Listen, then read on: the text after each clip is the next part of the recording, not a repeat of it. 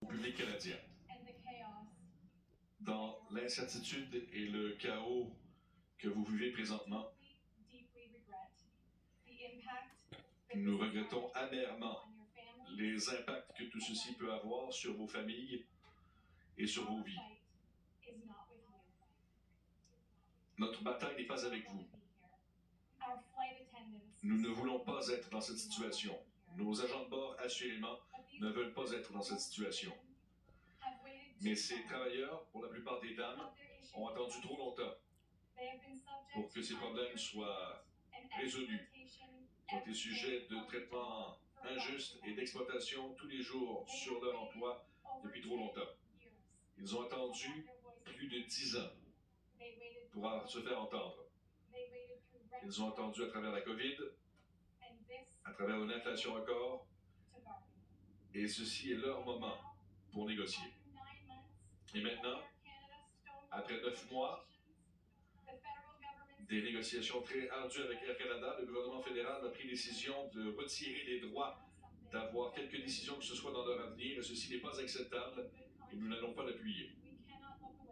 En bonne conscience, nous ne pouvons pas regarder ailleurs pendant que tout ceci se produit. Nous ne pouvons pas, et nous n'allons pas, tourner le dos à ces travailleurs. Nous n'allons pas tourner le dos à ces dames. La route vers une entente et à travers une négociation, une entente négociée à la table de négociation, c'est là où nous allons nous concentrer, c'est là où nous allons demeurer jusqu'à ce que ces travailleurs réussissent à avoir une entente de principe équitable. Je vais maintenant passer la parole à notre président national, Mark Hancock.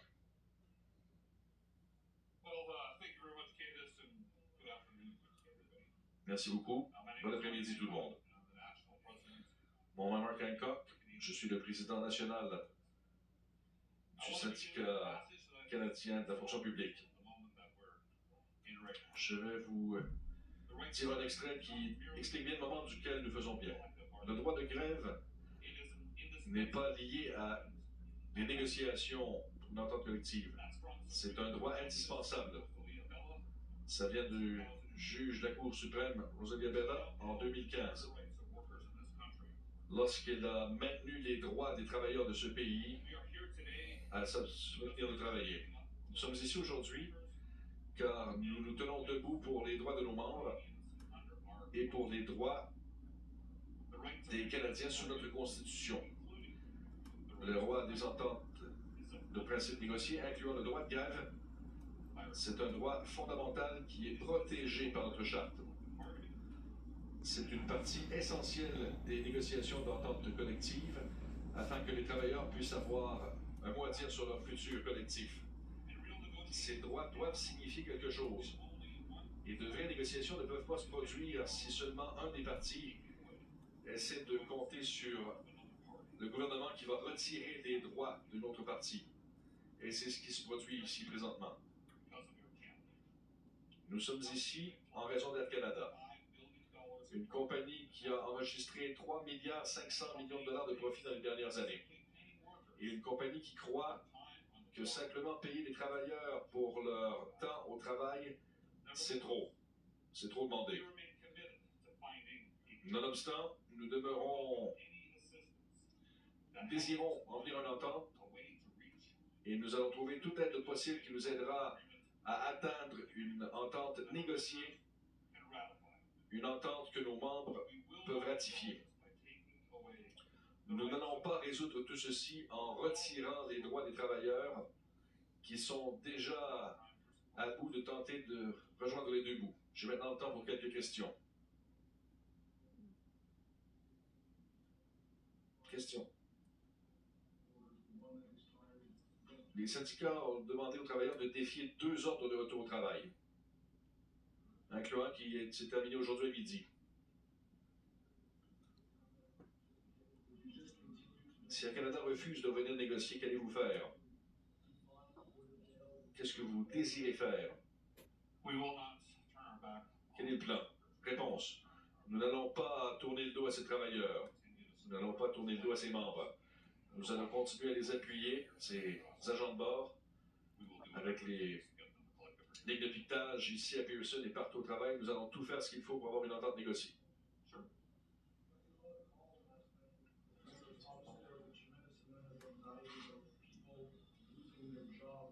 Lors de l'appel hier avec les membres, les gens disaient qu'ils peinaient à tenir réponse. Non, pas du tout. Nos membres continuent d'être forts. Nous appuient. Il bouille. Pas de réponse à une question, là. Question. La grève a été déclarée illégale. Vous savez que des gens pourraient aller en prison éventuellement, avec des amendes de milliers et de millions de dollars. Quels sont les recours ici pour essayer de prouver votre point? Réponse. Il n'y a pas de limite. Nous allons demeurer forts. Nous allons demeurer dévoués à aider ce travail pour faire le travail qu'ils aiment faire et qu'ils puissent se permettre de se payer un toit au-dessus de leur tête, de s'occuper de leur famille. Et si ça signifie que des gens comme moi qui iront en prison, bien, que ce soit ça. Si ça veut dire que notre syndicat recevra des amendes, bien, que ce soit le cas. Nous voulons une solution. Nos membres désirent une solution également. Mais cette solution doit être trouvée à la table de négociation. Question. Vous avez eu pas mal d'appui du public, mais alors que la grève se poursuit, est-ce que vous avez peur que cet appui s'effrite? Plusieurs personnes se rendent aux aéroports depuis 4 ou 5 jours sans réponse. Maintenant, réponse. Je pense que Candice l'a dit vraiment de belle façon. Nous sommes désolés de tous ces impacts sur le public. Nous sommes désolés que les joints soient pris partout dans le monde.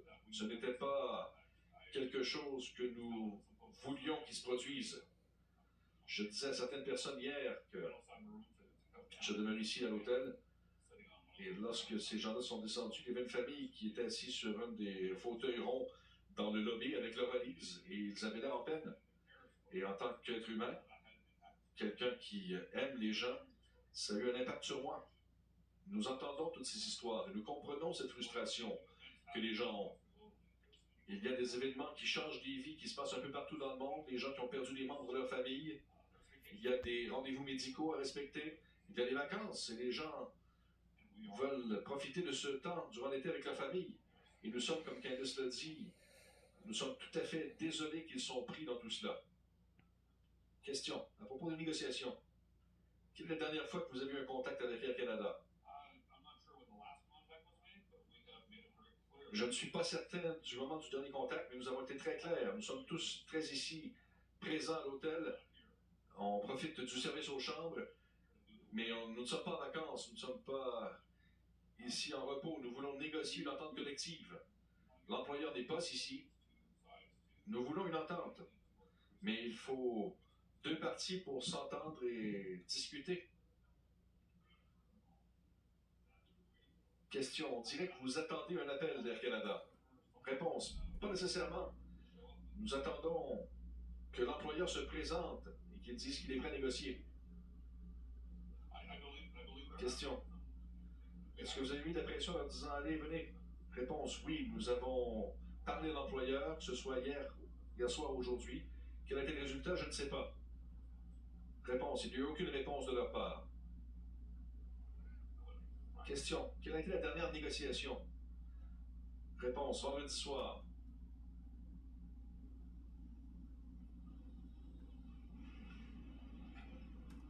Question.